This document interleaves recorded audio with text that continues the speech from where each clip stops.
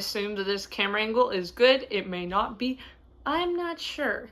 So, today is October 19th, 2023. So I had originally filmed this video back in August or September, but it turned out terrible and I wasn't feeling it. So I was like, okay, we're not doing that.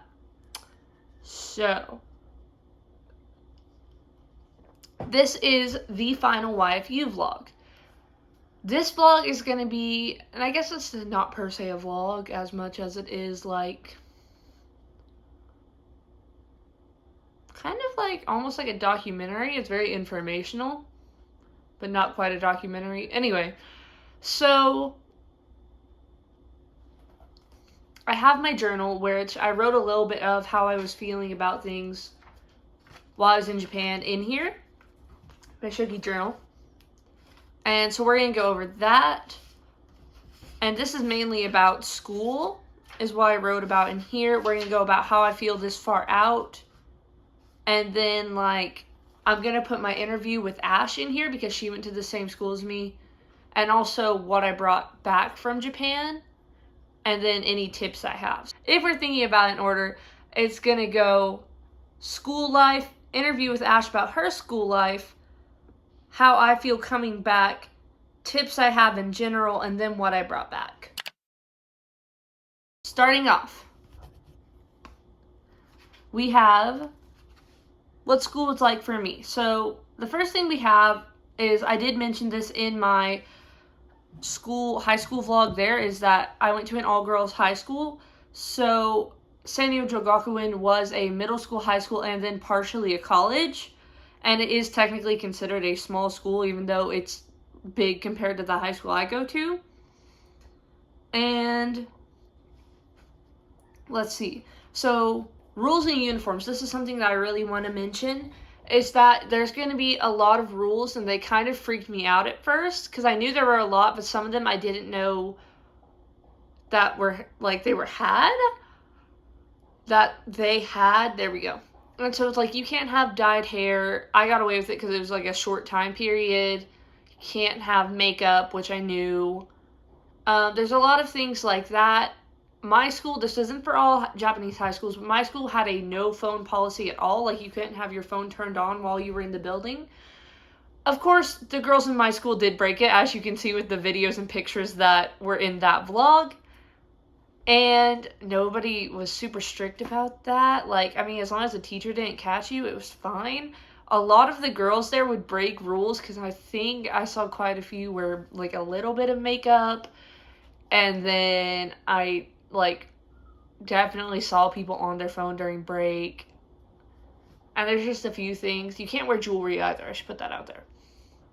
That's the main ones I wanted to mention. However, while you weren't allowed to have a lot of, like, character with how you did, like, your hair and how you weren't allowed to have makeup or jewelry or anything, a lot of the girls kind of supplemented that by being very big on having, like, QT character keychains and folders and stuff like that. So, and then what the students and teachers were like, all of the girls were very loud, surprisingly, contrary to, like, the Japanese stereotypes of, oh, they're all very, like, laid back and stuff.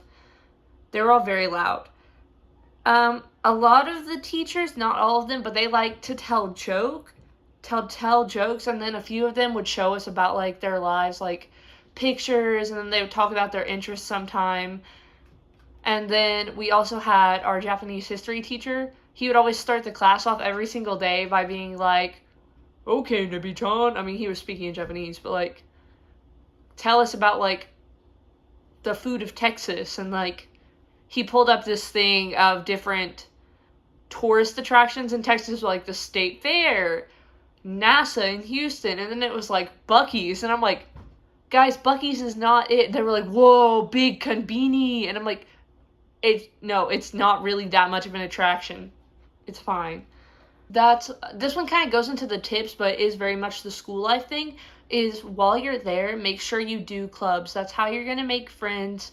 And for me, especially because I had my host sister going to my school, which I appreciated so much, and it made my life easier and a little bit less awkward the first couple of days, it also made it to where I didn't get to like talk to other people and have like friend interactions unless she wasn't there, because she was so trying to take care of me that it was like I didn't really get to try and talk to anyone sometimes. So just an FYI on that. But clubs also help you make friends. You get more experiences out of it. Like, I feel like I did become a better clarinet player from just playing with them.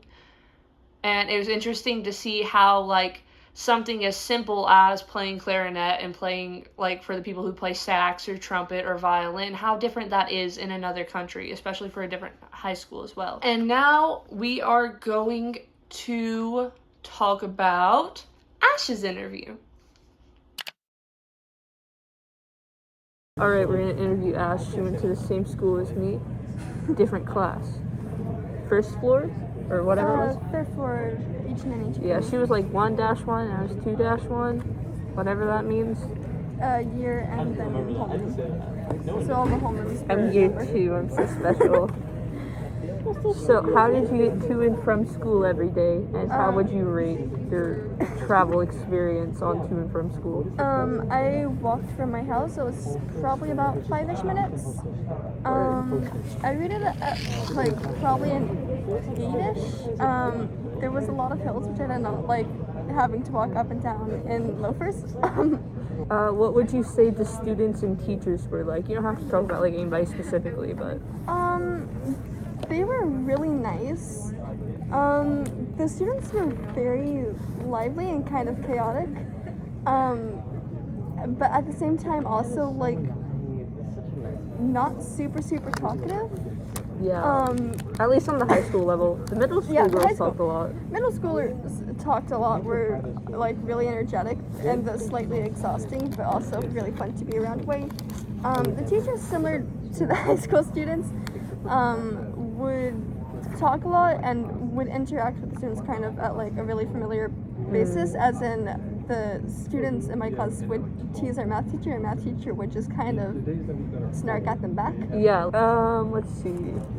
What were your like actual classes like the actual subjects, and not the teachers necessarily, but like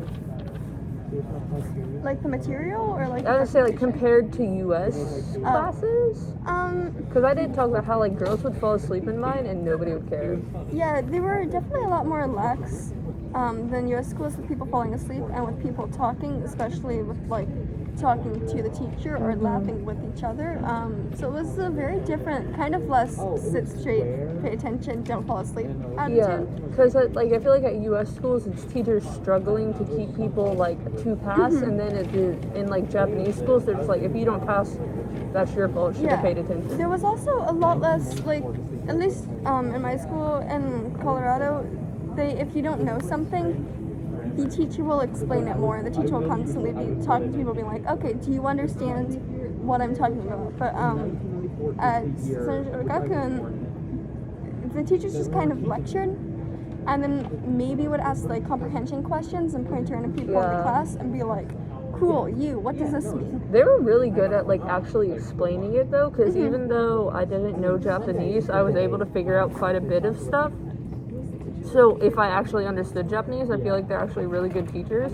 Yeah, they were really good teachers, but it was like a lot more, they kind of lectured and you could choose how you spent your time in that class. Yeah. Do you have any tips for like people who are going to a Japanese high school, like for foreign exchange? I would say like kind of just put yourself out there, like talk to your classmates, find common interests.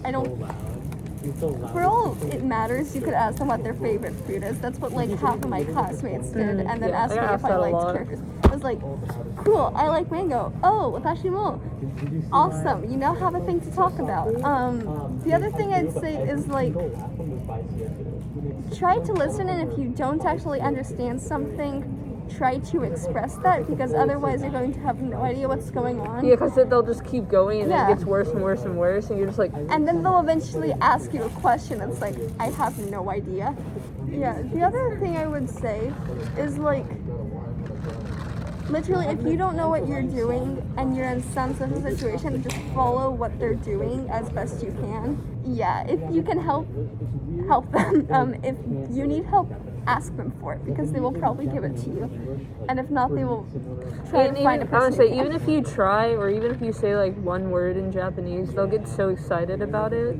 Yeah, the other thing, get used to being complimented and most likely being called cute. So true. Because, like, I was at the middle school, the girls were staring at me, they're like, you have such pretty eyes. Because you know, no, like, yeah, naturally. I got told about my pretty eyes and how they're like. Yeah, because ours are colorful. Like, Yeah. naturally, theirs are black or brown. And so, like, they're like, whoa, green eyes. Yeah, but That's yeah, true. get used to that. The lady at Starbucks, I was, like, literally looking at the menu trying to order. She's like, I see her.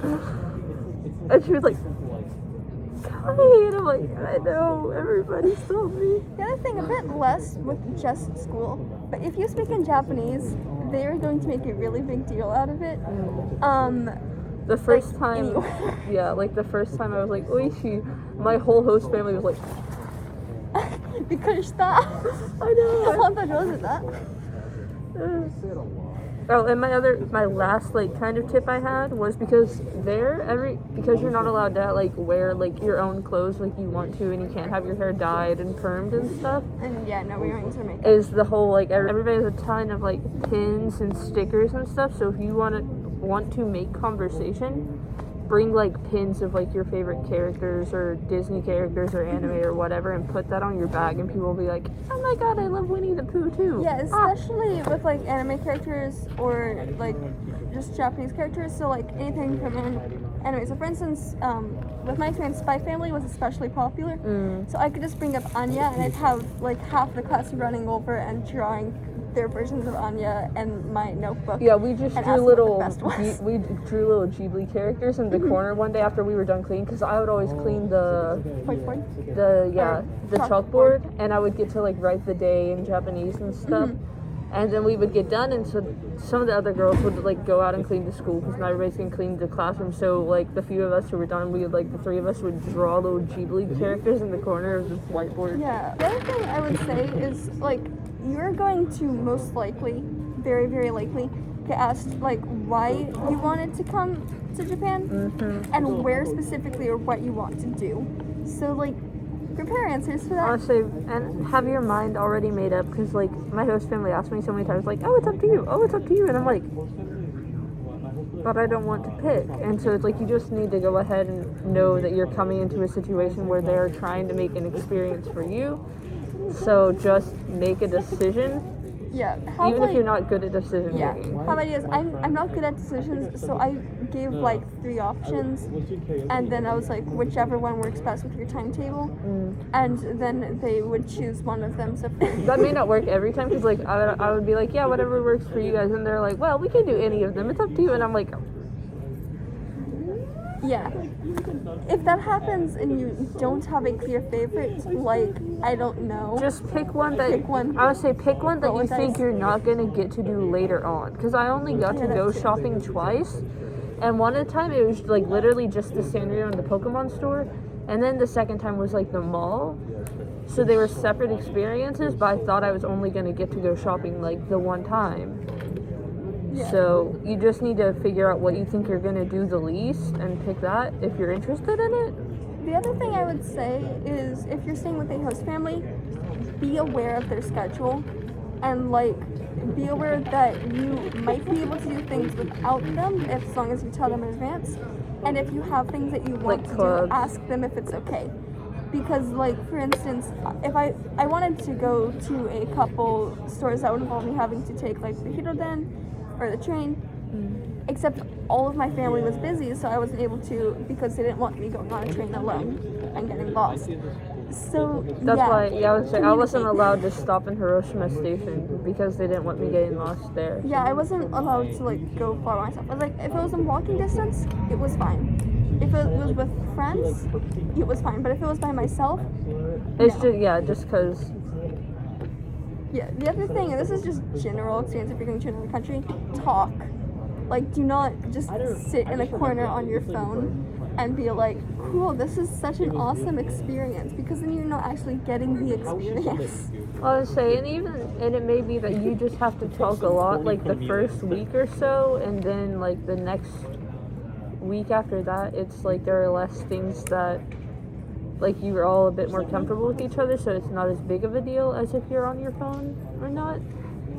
So like, just don't do it too much your first couple of days, and then like ease into it, but don't obviously use your phone a ton. But like I didn't get on my phone until I think I went to sleep, like my first day there. Yeah, I went a pretty long time without using my phone. Something. Oh, the other thing I would say, especially for schools, if you're going to a school, be prepared for public speaking. If that's a thing you're not good at, like I am horrid at it. I had to give a PA speech, and yeah, no, I panicked during it. I completely blanked on everything. I spent like 30 seconds just staring in front of the PA mic, being like, "What the frick do I do?" And then Maya gave me her notebook with like what she had, and I couldn't figure out what to say with that, so I just said, "Yeah, thanks, y'all." And then I went back to my homeroom class, and I opened the door, and the entire class looks at me and starts laughing. Word. This is a 25-minute video. I have to edit now. Cut it. Yeah. I'm hurting in the blue.